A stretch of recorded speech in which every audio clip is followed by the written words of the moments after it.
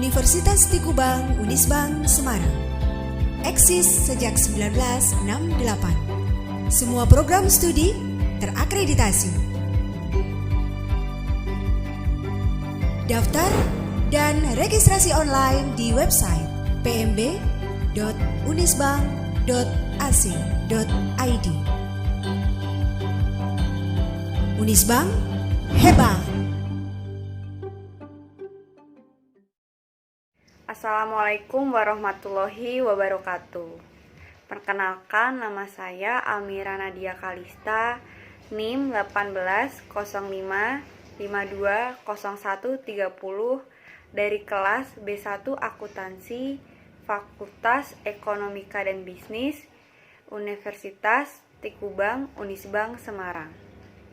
Tujuan dari video ini adalah untuk memenuhi tugas ujian akhir semester mata kuliah pengauditan 2.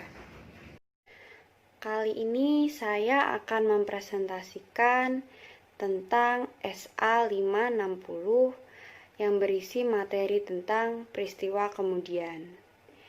Tujuan dari video ini adalah untuk memenuhi tugas ujian akhir semester mata kuliah pengauditan 2 dengan dosen pengampu Bapak Arif Himawan Dwi Nugroho, SE, AK, MM, CA, CPA.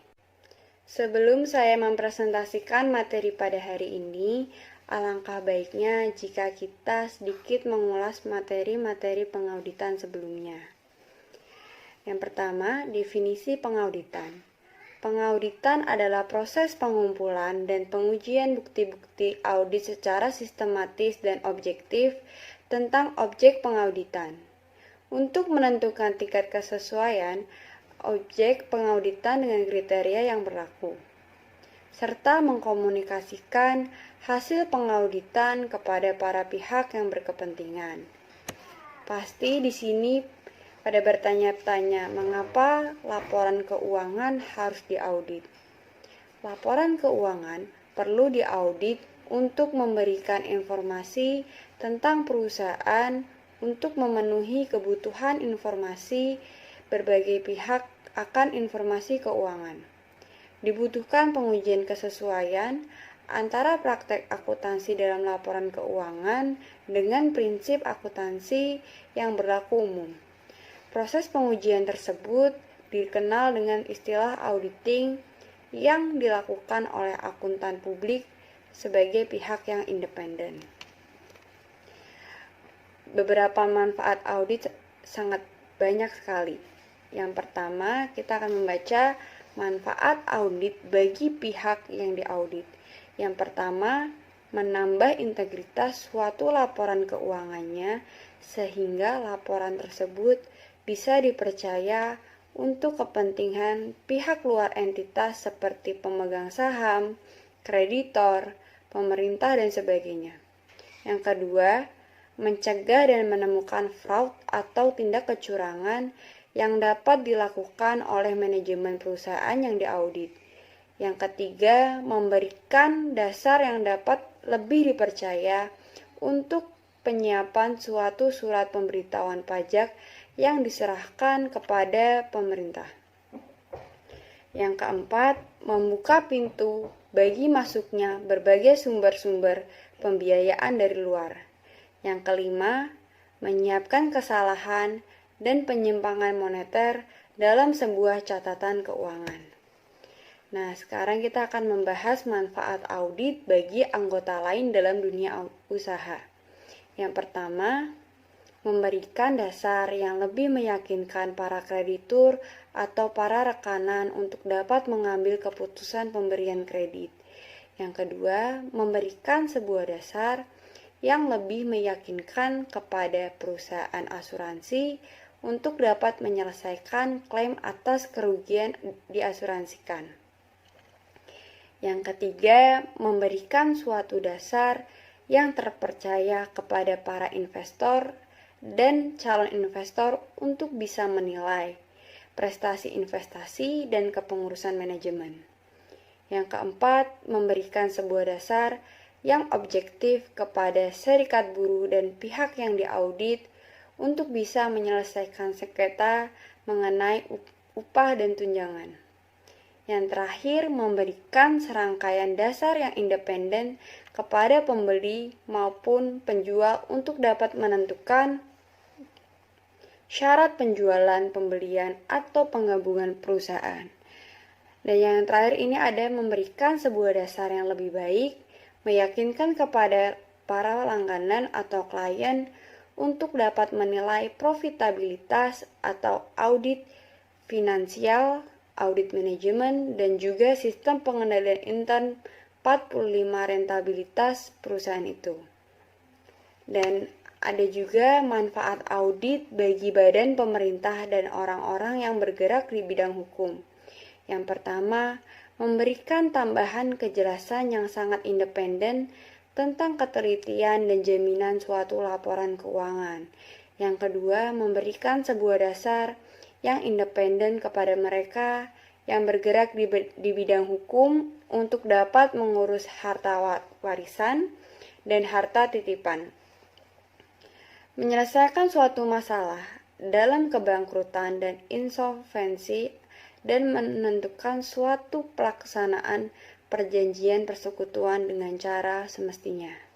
Yang terakhir, memegang peranan yang sangat menentukan dalam mencapai tujuan Undang-Undang Keamanan Sosial.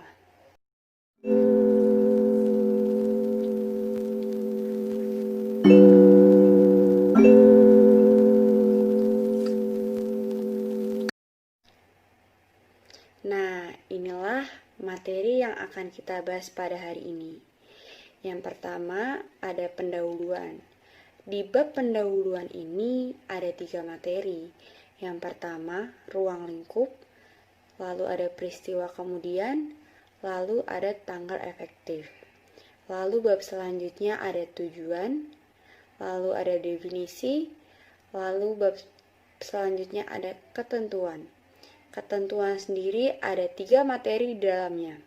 Yang pertama, peristiwa yang terjadi antara tanggal laporan keuangan dan tanggal laporan auditor. Yang kedua, ada fakta yang diketahui oleh auditor setelah tanggal laporan auditor namun sebelum tanggal laporan keuangan diterbitkan. Yang terakhir, ada fakta yang diketahui oleh auditor setelah laporan keuangan diterbitkan. Nah, untuk bab bagian yang terakhir ada materi penerapan dan penjelasan lain. Di bab ini juga ada beberapa materi. Yang pertama ada ruang lingkup, yang kedua ada definisi, yang ketiga ada peristiwa yang terjadi antara tanggal laporan keuangan dan tanggal laporan auditor. Yang kedua, yang selanjutnya ada fakta yang diketahui oleh auditor setelah tanggal laporan auditor namun sebelum tanggal laporan keuangan diterbitkan. Lalu yang terakhir ada fakta yang diketahui oleh auditor setelah laporan keuangan diterbitkan. Materi pertama yang akan kita bahas adalah ruang lingkup. Standar audit ini berhubungan dengan tanggung jawab auditor berkaitan dengan peristiwa kemudian dalam suatu audit atas laporan keuangan. Materi selanjutnya yang akan kita bahas adalah tentang peristiwa kemudian. Auditor juga mempunyai tanggung jawab spesifik atas peristiwa dan transaksi. Yang pertama, mempunyai pengaruh material terhadap laporan keuangan, dan yang kedua terjadi sesudah tanggal neraca tetapi sebelum penerbitan laporan keuangan serta laporan auditor. Peristiwa-peristiwa ini dikenal sebagai peristiwa kemudian. Laporan keuangan mungkin dipengaruhi oleh peristiwa tertentu yang terjadi setelah tanggal laporan keuangan. Banyak kerangka pelaporan keuangan secara khusus merujuk pada peristiwa tersebut. Kerangka pelaporan keuangan tersebut biasanya mengidentifikasi dua jenis peristiwa. Yang pertama ada peristiwa kemudian jenis 1, yaitu memberikan bukti tambahan berkenaan dengan kondisi yang ada pada tanggal neraca dan mempengaruhi estimasi yang inheren dalam proses penyusunan laporan keuangan. Yang kedua ada peristiwa kemudian jenis 2. Peristiwa ini memberikan bukti berkenaan dengan kondisi yang tidak ada pada tanggal neraca tapi muncul setelah tanggal itu. Nah, untuk perlakuannya sendiri, peristiwa jenis 1 memerlukan penyesuaian atas laporan keuangan. Sementara peristiwa jenis 2 memerlukan pengungkapan dalam laporan atau dalam kasus yang sangat material. Menyertakan data pro forma dalam laporan keuangan. Contoh-contoh berikut menggambarkan dua jenis peristiwa itu. Nah, untuk peristiwa jenis 1 itu contohnya realisasi aktiva akhir tahun yang dicatat seperti piutang usaha dan persediaan pada jumlah yang berbeda dari yang dicatat. Terus yang kedua ada penyelesaian estimasi kewajiban akhir tahun yang dicatat seperti perkara, pengadilan atau litigasi dan jaminan produk pada jumlah yang berbeda dari yang dicatat. Untuk contoh jenis 2 sendiri ada penerbitan obligasi jangka panjang atas saham atau saham preferen atau saham biasa. Yang kedua ada pembelian suatu perusahaan. Yang ketiga ada kerugian dari bencana akibat kebakaran atau banjir. Selanjutnya akan dibahas tanggal efektif. SA ini berlaku untuk audit atas laporan keuangan untuk periode yang dimulai pada atau setelah tanggal. Yang pertama ada 1 Januari 2013 untuk emiten, atau yang kedua 1 Januari 2014 untuk entitas lain emiten. Penerapan dini dianjurkan untuk entitas lain emiten. Nah, selanjutnya kita akan membahas tujuan. Di bab tujuan ini, tujuan auditor adalah untuk yang pertama, memperoleh bukti yang cukup dan tepat tentang apakah peristiwa yang terjadi antara tanggal laporan keuangan dan tanggal laporan auditor yang mengharuskan penyesuaian atau pengungkapan dalam laporan keuangan. Secara tepat telah digambarkan dalam laporan keuangan tersebut sesuai dengan kerangka pelaporan keuangan yang berlaku. Yang kedua, merespons secara tepat fakta yang diketahui oleh auditor setelah laporan auditor, yang mana jika diketahui oleh auditor pada tanggal tersebut, kemungkinan menyebabkan auditor mengubah laporan auditnya. Materi selanjutnya yang akan dibahas adalah definisi. Untuk tujuan SA ini, istilah berikut memiliki makna sebagai berikut. Yang pertama, ada tanggal laporan keuangan, yang artinya tanggal akhir dari periode terakhir yang dicakup oleh laporan keuangan. Yang kedua, ada tanggal pengesahan laporan keuangan, yang artinya tanggal yang pada saat itu semua laporan yang membentuk laporan keuangan, termasuk catatan atas laporan keuangan yang bersangkutan telah disusun dan pihak yang berwenang telah menyatakan bertanggung jawab atas laporan keuangan tersebut. Yang ketiga, ada tanggal laporan auditor yang memiliki makna tanggal yang dicantumkan oleh auditor dalam laporan atas laporan keuangan berdasarkan SA 700. Yang keempat, ada tanggal diterbitkannya laporan keuangan. Ini memiliki makna tanggal tersedianya laporan auditor dan laporan keuangan auditan bagi pihak ketiga. Yang terakhir, ada peristiwa kemudian. yang artinya peristiwa yang terjadi di antara tanggal laporan keuangan dan tanggal laporan auditor dan fakta yang diketahui oleh auditor setelah tanggal laporan auditor. Bab selanjutnya yang akan kita bahas adalah bab ketentuan. Materi yang akan kita bahas pertama adalah peristiwa yang terjadi antara tanggal laporan keuangan dan tanggal laporan auditor. Auditor harus melaksanakan prosedur audit yang dirancang untuk memperoleh bukti audit yang cukup dan tepat, bahwa seluruh peristiwa yang terjadi antara tanggal laporan keuangan dengan tanggal laporan auditor yang mengharuskan penyesuaian atau pengungkapan dalam laporan keuangan telah diidentifikasi. Namun, auditor tidak diharapkan untuk melakukan prosedur audit tambahan atas hal-hal yang dimana prosedur audit yang sebelumnya diterapkan telah menyediakan kesimpulan yang memadai. Auditor harus melakukan prosedur yang disyaratkan oleh paragraf 6 atau paragraf sebelumnya, sehingga prosedur tersebut mencakup periode dari tanggal laporan keuangan sampai ke tanggal laporan auditor, atau periode terdekat yang dapat dicapai. Auditor harus mempertimbangkan penilaian risiko auditor dalam menetapkan sifat dan luas prosedur audit yang harus mencakup hal-hal sebagai berikut. Yang pertama, memperoleh suatu pemahaman tentang prosedur yang telah ditetapkan oleh manajemen untuk memastikan bahwa peristiwa kemudian teridentifikasi. Yang kedua, meminta keterangan dari manajemen dan jika relevan, pihak yang bertanggung jawab atas tata kelola tentang peristiwa kemudian yang telah terjadi yang mungkin mempengaruhi laporan keuangan. Yang ketiga, membaca risalah rapat ketika ada tentang pemilik, manajemen, dan pihak yang bertanggung jawab atas tata kelola entitas.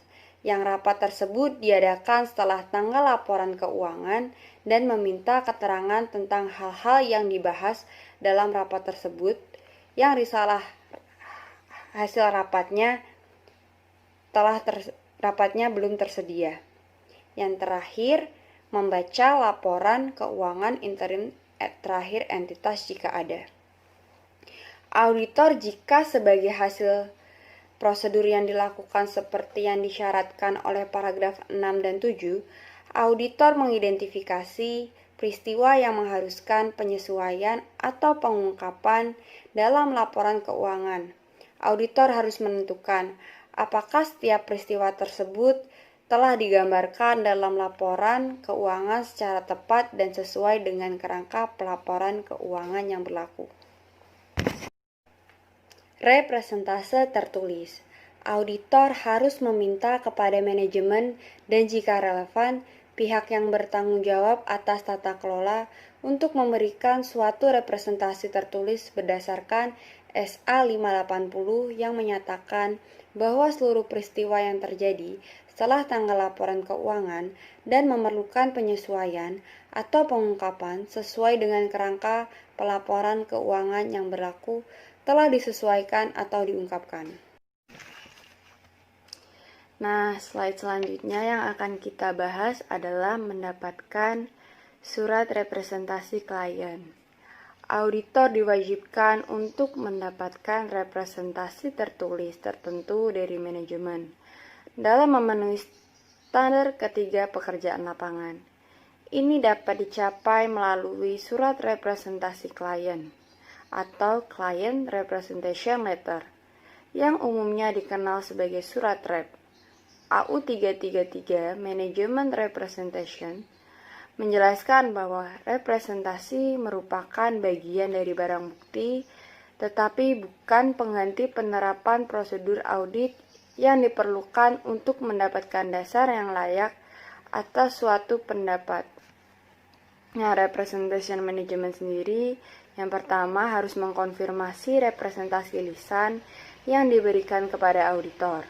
Yang kedua, mendokumentasikan kelayakan yang berkelanjutan dari representasi tersebut.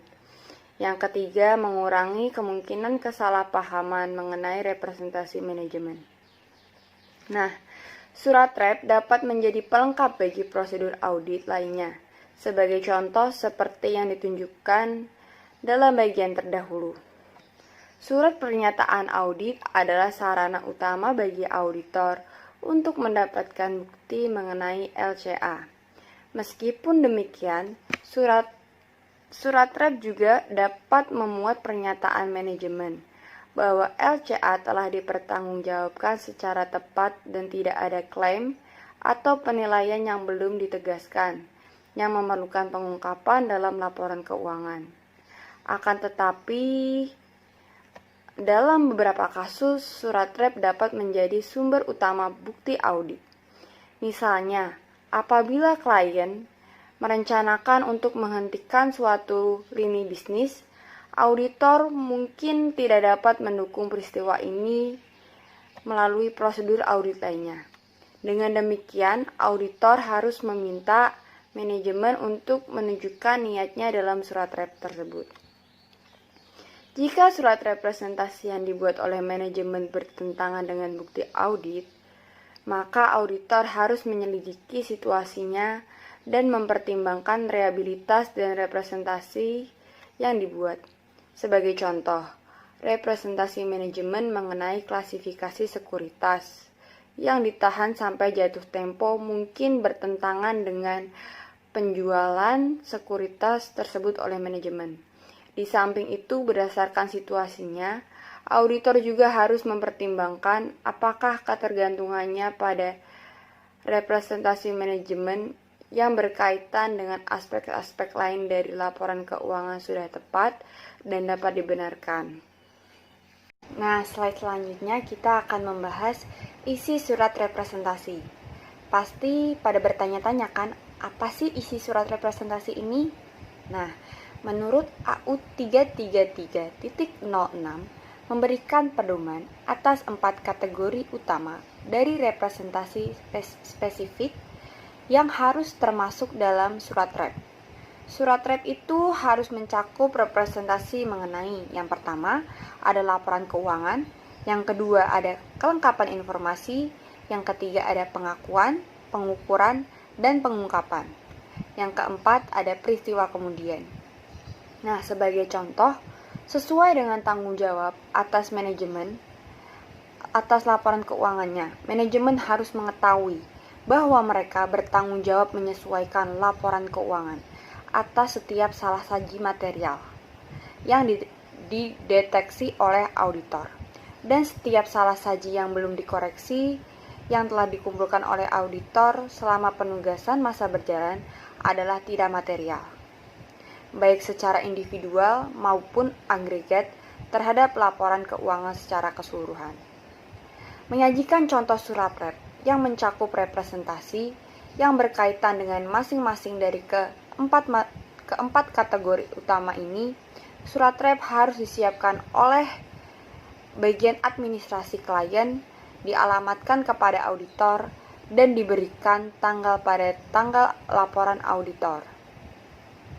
Dalam banyak audit, auditor akan membuat naskah representasi, tetapi manajemen harus mengetahui tanggung jawab atas representasi yang penting ini dengan membahas hal-hal tersebut bersama auditor dan menandatangani surat itu. Nah, di slide selanjutnya kita akan membahas pengaruh terhadap laporan auditor. Apabila auditor menerima surat rep dan ia mampu mendukung representasi manajemen, maka suatu laporan audit standar dapat dikeluarkan.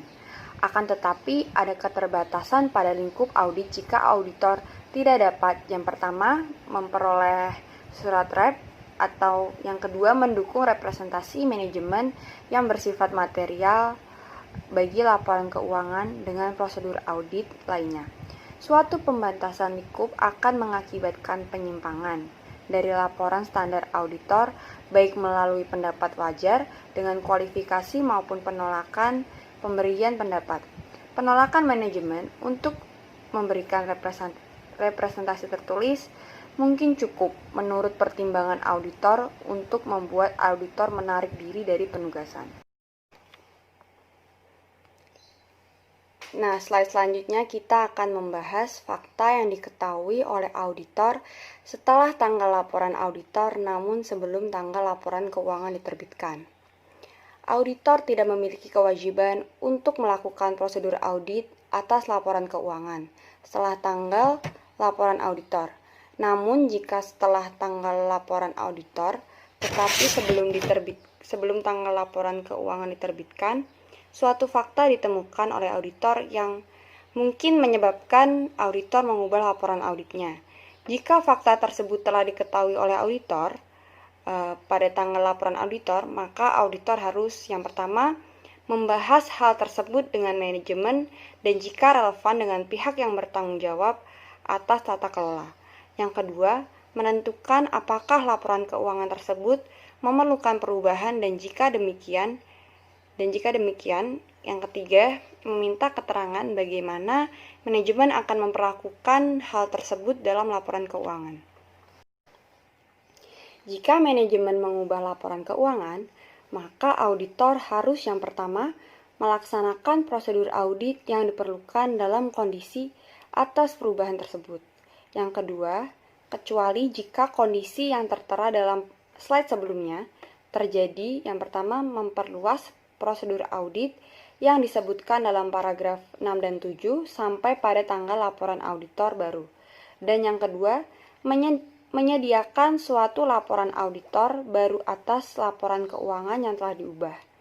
Laporan auditor yang baru tidak dapat diberi tanggal lebih awal daripada tanggal persetujuan atas perubahan laporan keuangan. Bila mana peraturan perundang-undangan atau kerangka pelaporan keuangan tidak melarang manajemen untuk membatasi perubahan atas laporan keuangan yang disebabkan oleh pengaruh peristiwa kemudian atau peristiwa yang menyebabkan perubahan dan pihak yang bertanggung jawab untuk menyetujui laporan keuangan tidak dilarang untuk membatasi persetujuan terhadap perubahan yang bersangkutan. Maka auditor diizinkan untuk membatasi prosedur audit atas peristiwa kemudian yang disyaratkan pada paragraf sebelumnya. Berkaitan dengan perubahan tersebut, dalam kasus seperti ini, auditor tersebut harus yang pertama mengubah laporan auditor dengan memasukkan suatu tanggal tambahan yang dibatasi sampai dengan perubahan tersebut. Hal ini menunjukkan bahwa prosedur auditor untuk peristiwa kemudian hanya dibatasi pada perubahan atas laporan keuangan yang digambarkan dalam catatan atas laporan keuangan yang relevan, atau yang kedua, menyajikan suatu laporan auditor baru atau laporan auditor yang diubah yang meliputi suatu pernyataan dalam suatu paragraf pelaksanaan, penekanan suatu hal atau paragraf hal lain yang menyampaikan bahwa prosedur audit atas peristiwa kemudian hanya terbatas untuk perubahan pada laporan keuangan, seperti yang dijelaskan dalam catatan atas laporan keuangan yang relevan. Dalam beberapa yurisdiksi, manajemen mungkin tidak disyaratkan oleh peraturan perundang-undangan atau kerangka pelaporan keuangan untuk menerbitkan laporan keuangan yang diubah, dan oleh karena itu, auditor tidak perlu menyediakan suatu laporan auditor yang diubah atau yang baru. Namun, jika manajemen tidak mengubah laporan keuangan dalam kondisi yang auditor yakin bahwa laporan keuangan tersebut perlu diubah, maka yang pertama, jika laporan auditor belum diserahkan kepada entitas, auditor harus mengubah opininya seperti yang disyaratkan dalam SA 705 dan kemudian menyerahkan laporan auditor tersebut. Atau yang kedua, jika laporan auditor telah diserahkan kepada entitas, auditor harus memberitahu manajemen dan kecuali jika semua pihak yang bertanggung jawab atas tata kelola terlibat dalam pengelolaan entitas, pihak yang bertanggung jawab atas tata kelola entitas agar tidak menerbitkan laporan keuangan kepada pihak ketiga sebelum perubahan yang diperlukan dibuat. Jika laporan keuangan diterbitkan, kemudian tanpa memasukkan perubahan yang diperlukan, auditor harus mengambil tindakan yang tepat untuk mencegah peletakan kepercayaan terhadap laporan auditor tersebut. Nah, di slide selanjutnya kita akan membahas prosedur audit dalam periode setelah tanggal neraca. Auditor harus mengidentifikasi dan mengevaluasi peristiwa kemudian sampai tanggal laporan auditor yang biasanya merupakan akhir dari pekerjaan lapangan. Tanggung jawab ini dapat dilaksanakan dalam dua cara berikut. Yang pertama, dengan mewaspadai peristiwa kemudian dalam melaksanakan pengujian substantif akhir tahun, seperti pengujian pisah batas, dan mencari kewajiban yang belum tercatat. Serta cara kedua dengan melaksanakan prosedur audit berikut yang ditetapkan dalam AU 560.12 atau mendekati akhir dari pekerjaan lapangan. Yang pertama di sini bisa kita lihat ada membaca laporan keuangan interim terakhir yang tersedia serta membandingkannya dengan laporan yang sedang dilaporkan dan melakukan perbandingan lainnya yang sesuai dalam situasi-situasi itu. Yang kedua, menanyakan kepada manajemen yang bertanggung jawab atas hal keuangan dan akuntansi mengenai yang pertama, setiap kewajiban kontingen atau komitmen besar yang ada pada tanggal neraca atau tanggal pertanyaan itu diajukan. Yang kedua, setiap perubahan yang signifikan pada modal saham, hutang jangka panjang, atau modal kerja sampai tanggal pertanyaan diajukan. Yang ketiga, status saat ini dari pos-pos yang sebelumnya dipertanggungjawabkan atas dasar data sementara, pendahuluan, atau tidak konklusif. Yang keempat, ada apakah setiap penyesuaian yang tidak biasa telah dilakukan sejak tanggal neraca. Nah, membaca notulen rapat Dewan Komisaris Pemegang Saham dan komite lainnya yang sesuai. Lalu selanjutnya ada menanyakan ahli hukum klien mengenai litigasi, klaim, dan penilaian. Selanjutnya ada mendapatkan surat representasi dari klien mengenai peristiwa kemudian yang menurut pendapatnya akan memerlukan penyesuaian atau pengungkapan. Nah, yang terakhir ada melakukan tanya jawab tambahan atau melaksanakan prosedur tambahan yang dipandang perlu dalam situasi-situasi itu. Nah, di slide selanjutnya kita akan membahas fakta yang diketahui oleh auditor setelah laporan keuangan diterbitkan. Setelah laporan keuangan diterbitkan, auditor tidak memiliki kewajiban untuk melakukan prosedur audit atas laporan keuangan tersebut. Namun, jika setelah laporan keuangan diterbitkan, suatu fakta diketahui oleh auditor, yang jika fakta tersebut diketahui oleh auditor pada tanggal laporan auditor, mungkin dapat menyebabkan auditor mengubah laporan auditnya. Maka, auditor yang pertama harus membahas hal tersebut dengan manajemen dan jika relevan dengan pihak yang bertanggung jawab atas tata kelola. Yang kedua, menentukan apakah laporan keuangan memerlukan perubahan atau tidak. Yang terakhir, meminta keterangan bagaimana manajemen bermaksud untuk menyelesaikan hal tersebut dalam laporan keuangan. Jika manajemen mengubah laporan keuangan, maka auditor harus yang pertama melaksanakan prosedur audit yang diperlukan dalam kondisi atas perubahan tersebut.